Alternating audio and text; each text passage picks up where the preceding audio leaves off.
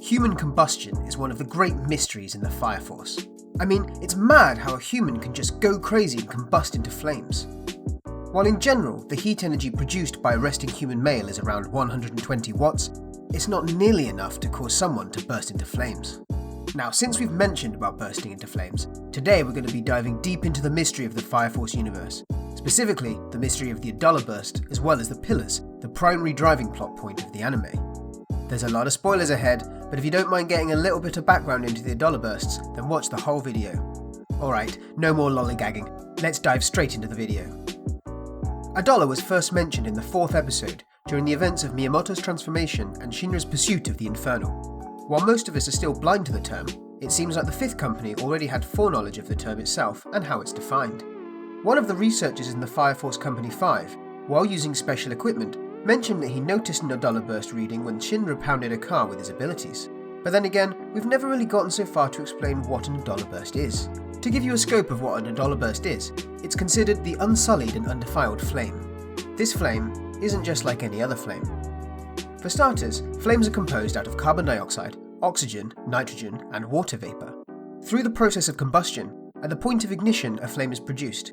That's real-world science, but in the case of Adolla bursts, it's different.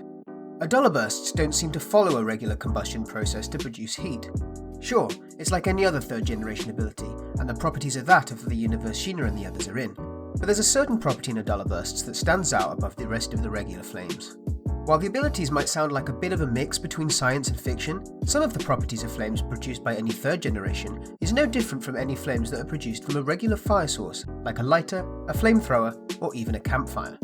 What's more, almost every ability showcased in the anime follows most of the fundamental laws of thermodynamics and physics in general. What's interesting is that Adolla bursts, while considered a mystery, are almost exactly like every other flame. The only difference is that those who possess Adolla bursts have the ability to bend the laws of physics in their universe, basically our universe's physical laws.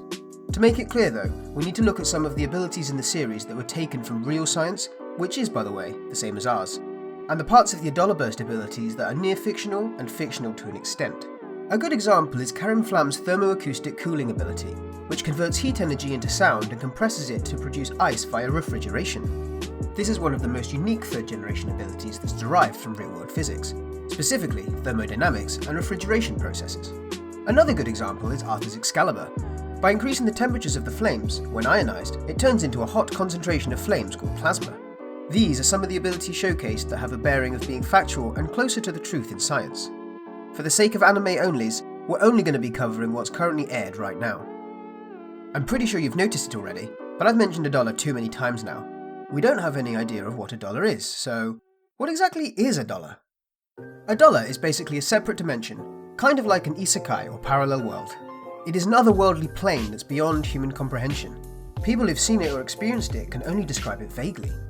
This world is mostly composed of incinerated remains of what look like living beings who burned as infernals or during the Great Cataclysm. Let's say the Adolla is the Wi-Fi connection. Adolla burst users are the devices that can detect the Wi-Fi connection. The Adolla Link acts as a signal of the Adolla in which a person can detect and connect to, and the Adolla Grace is the password for someone to fully access the internet connection. Make sense? Good. While Shinra's experiences with the Adolla and the Adolla Link have been consistent, it's different for each person. For example, Joker and Burns who interpreted it differently, even though they came to the conclusion that it's a real world. Another one is Captain Haig of the Second, who has a pretty weird fetish with Adolla. While Shinra's Adolla Link experiences are mostly due to a strong presence of feelings or raw emotion, people who have been graced by the link itself had a different scenario. 250 years ago, the Great Cataclysm happened, and everything as humans know it died with the majority of them. Rekka, being part of the Whiteclads, explained what an Adolla burst is. According to him, Adolla burst is a pure flame that came from the descendants of the Sun God. According to the Emperor himself, the Adolla burst is a gift from the Sun God, which isn't really far from the truth. The great flame in Iris' prayers is the Sun God, the one who is being worshipped by the majority of the people in the Tokyo Empire. Raffles III mentioned that Amaterasu, the power source of all the Tokyo Empire, is, and I quote, more or less an Adolla burst, which is the truth. In fact, later on in the series, Shinra was visited by the first pillar, the one inside the Amaterasu. Later on, it is revealed that the one Amaterasu-like power plant, Tabernacle, in the Chinese peninsula, is also being powered by a person possessing an Adolla burst. Shinra's Adolla Burst is just an upgrade to his abilities that he can use to further increase his speed through the use of Adolla Link and receiving what's called an Adolla Grace. The only difference with the 3rd generation powers is that, while most of them are almost the same as any other types of fire, the flames produced by Adolla Burst users are much more different and extraordinary, near mystical at this point.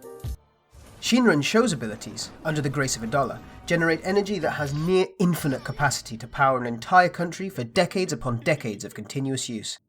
Just think about it, man. Shinra's abilities can make him break down into particles so small they're invisible, and they're travelling at hyperspeeds, faster than light.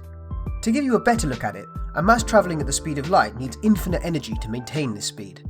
Simply put, Shinra is using infinite energy to travel for a second, faster than light, allowing him to transcend the linearity of space-time expansion.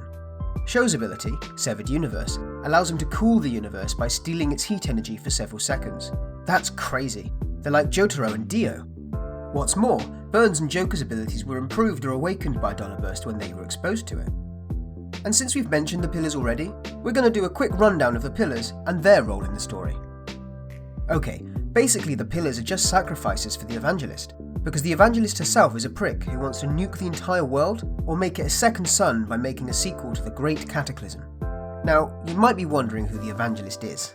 We really have no idea yet, but during a joint expedition of the Fire Force companies into the Chinese peninsula, Shinra learned through the Demon Infernal and the Lady in Black that the evangelist is a being that came from the spatial rift and is a god who plans to rule the world by bombing it with the power of Adolla Burst users known as the Pillars.